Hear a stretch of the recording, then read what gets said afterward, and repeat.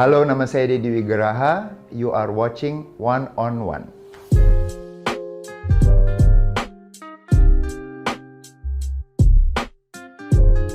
Ya, jadi awalnya gue sih sebenarnya emang dari kecil suka bela diri gitu. Jadi orang tua gue, terutama bokap gue, emang nyuruh gue untuk latihan bela diri dari kecil. Bela diri gue yang pertama adalah pencak silat. Jadi gue rasa ada dari background strikingnya juga ada. Terus kemudian gue pernah ikut taekwondo juga. Cuman yang ya sampai gue akhirnya pas lulus kuliah dan selama gue belajar bela diri kan emang lebih banyak fokusnya waktu itu emang lebih ke striking, kayak dari silat, dari taekwondo lah, ada punching and kicking. Nah mungkin kalau yang menariknya dari jiu-jitsu ini ya pas gue lihat juga ternyata this is gamenya beda lagi nih gitu, karena di jiu-jitsu sendiri, BJJ sendiri tuh kita lebih banyak ya, ada clinch, ada takedown, ada terus objektifnya ya cari submission, cari kunci-kuncian kayak gitu. Jadi it's a different game. Jadi yang itu yang bikin gue tertarik untuk ikut Brazilian Jiu-Jitsu sih sebenarnya. Yeah.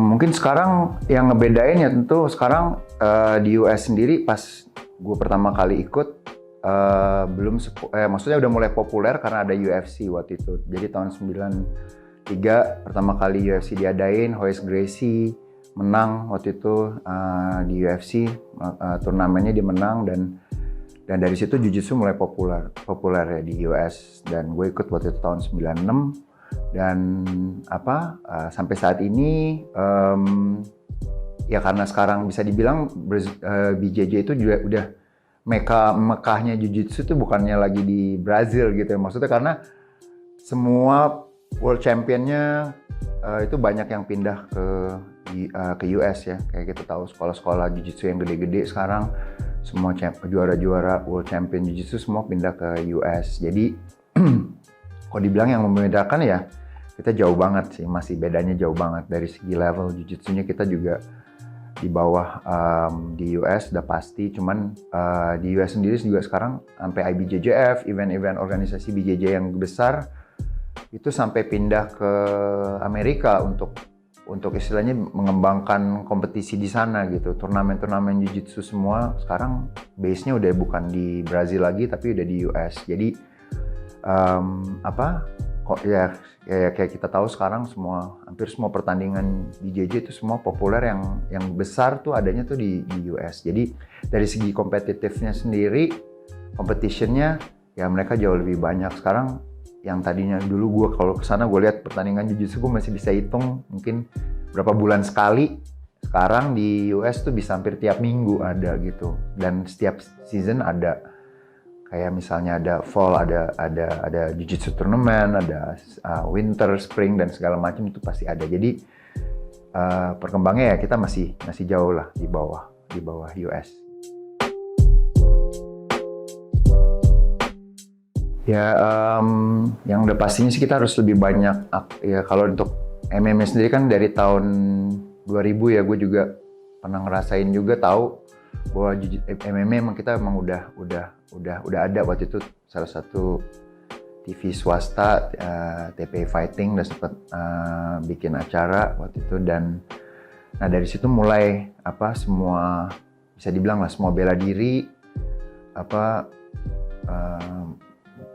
baru ngeliat nih, ternyata ada mixed martial art nih, bukan hanya main striking aja, ternyata ada main groundnya juga, ada teknik bantingan juga, ternyata ada gulat kepake ya, ada judo juga kepake, ada Brazilian Jiu-Jitsu juga buat main di bawah. Jadi, nah dari situ mungkin scene MMA kita di Indonesia bisa dibilang lebih lama ya, udah berkembang lebih lama, dan ya yang pastinya kita saat ini sih kalau gue bilang kita harus lebih banyak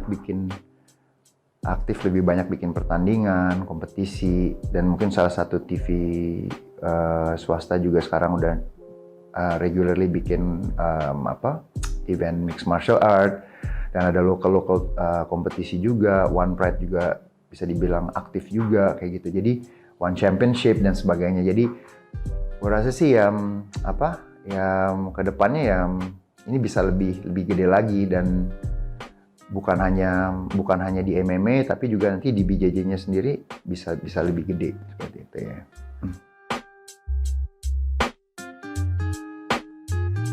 Ya, nah kalau Jiu-Jitsu sendiri mungkin gue optimis bisa besar juga karena kan sekarang BJJ atau Jiu-Jitsu Newaza bukan hanya kita bikin kompetisi lokal.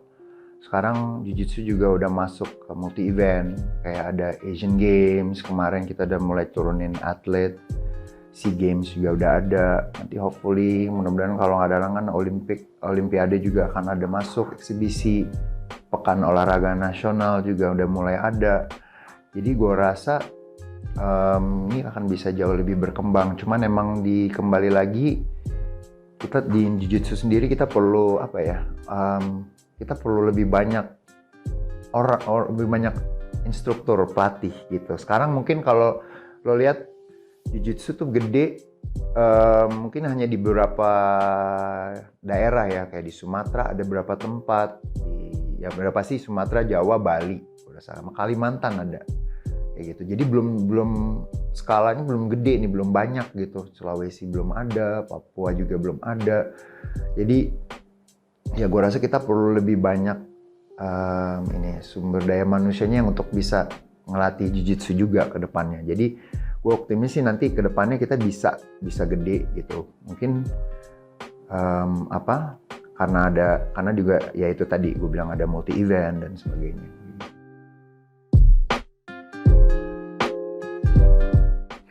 Pengalaman paling menarik ya dari awal gue ngelatih ya gue memang punya punya misi, punya tujuan yang dalam hidup gue, karena gue biar gimana gue pernah kerja di kantor juga, gue pernah ngajar Jiu-Jitsu sebagai side job, dan semua yang gue lakuin sama hidup gue dan balik-baliknya adalah akhirnya gue balik ke Jiu-Jitsu juga. Jadi kalau dari pengalaman gue yang menarik ya dari awal ya gue seneng, maksudnya gue suka untuk bisa bikin orang ya tahu BJJ gitu, dia tahu gitu. Dan mungkin goal orang macam-macam, ada yang mau jadi atlet, ada yang mau jadi gue cuman mau turunin berat badan, goals orang beda-beda. Jadi dan dari situ gue ngerasa kayak itu achievement yang gue pernah lakuin untuk orang umum ya, untuk atlet, untuk orang umum dan sebagainya. Dan sisi lain gue juga mikir apalagi nih buat wanita juga kayak gitu, yang mungkin kalau untuk wanita sendiri kita punya program sendiri di BJJ, ada rape prevention, pencegahan pemerkosaan, kemudian ada ya macam-macam, ada kids juga sekarang, bully proof dan sebagainya. Dan yang lanjut jadi buat gue tuh salah satu goals yang mungkin gue udah pernah rasain ya, dan sekarang gue lebih fokus. Nah apalagi nih, ternyata kita nih di militer ini masih kurang nih. Ya kita perlu tahu juga nih, maksudnya kalau gue lihat sekarang kayak kemarin gue ngelatih di Densus 88 juga, ternyata bela dirinya apa backgroundnya, gue dari taekwondo aja pak. Gue rasa kalau kita lihat dari semua kalau kita lihat kayak di US segala macam, entah itu military atau untuk kepolisiannya juga, mereka udah mulai juga untuk istilahnya menggunakan BJJ untuk sebagai self defense, bela diri buat mereka gitu. Nah dari situ gue punya pikiran, jadi gue ada kesempatan untuk melatih di Kopassus ya, sampai saat ini ya gue masih jalanin juga. Nah itu emang salah satu goal gue. Nanti gue ada beberapa hal yang gue pingin gue jalanin juga. Jadi kalau untuk sekarang gue rasa ya ini salah satu goal yang mungkin gue udah pernah gue jalanin. Gue hopefully kedepannya gue pingin ngelatih untuk orang Jiu-Jitsu yang mungkin yang orang cacat gitu. It's misi gue lagi nih. Jadi gue ngerasa kayak kalau gue sekarang gue ngelatih atlet nggak susah ya, ternyata kalau ngelatih lo ajarin bisa gitu. Jadi challenge military pun juga sama, ternyata bisa. Jadi gue selalu pingin ada challenge bahwa kedepannya ya gue pingin salah satu misi gue yang gue lakuin itu adalah yaitu tadi gue pingin ngelatih untuk orang cacat, orang yang berkebutuhan lah seperti itu, untuk bisa ngebuktiin bahwa ya Jiu-Jitsu ini bukan hanya buat bisa untuk semua kalangan lah gitu.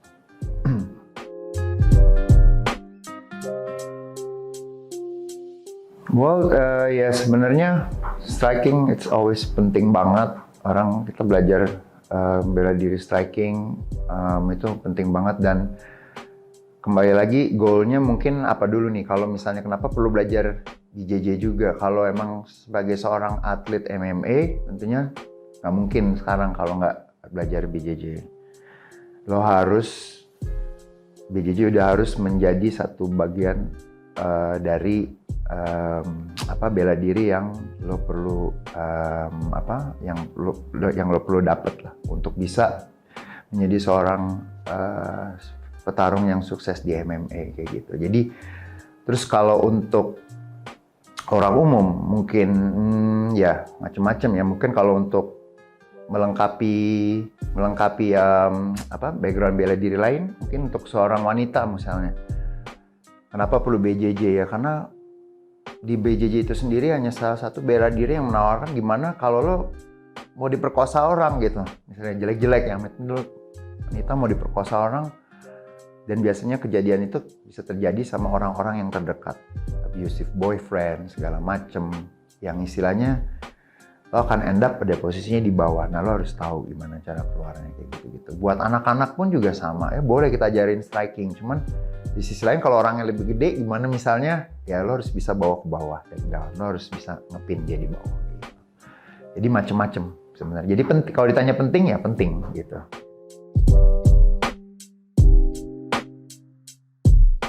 Well, semua diet, kalau yang gue rasain ada kelebihan dan kekurangannya juga. Menurut gue plant based itu bagus juga, cuman di sisi lain setelah gue lihat gue rasa makan daging itu juga penting gitu. Jadi menurut gue plant based penting karena itu tadi ada beberapa hal yang menurut gue penting. Satu, maksudnya tubuh kita emang perlu makan sayur-sayuran. Ya, entah itu karena kita butuh fiber, untuk pencernaan, segala macam. Jadi itu penting banget. Dan di sisi lain juga ya semua yang ada di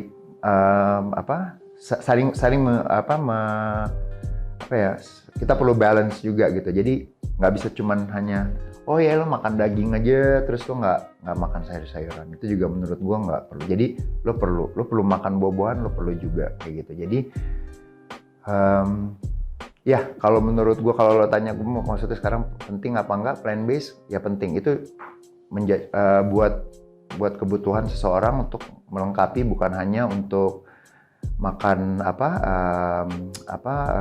daging, tapi kita juga perlu untuk makan sayur-sayuran kayak gitu. Itu plant based gitu.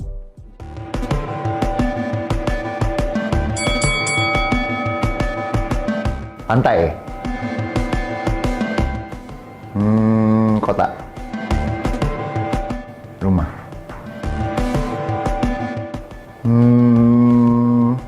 Gondrong sekarang. Udah.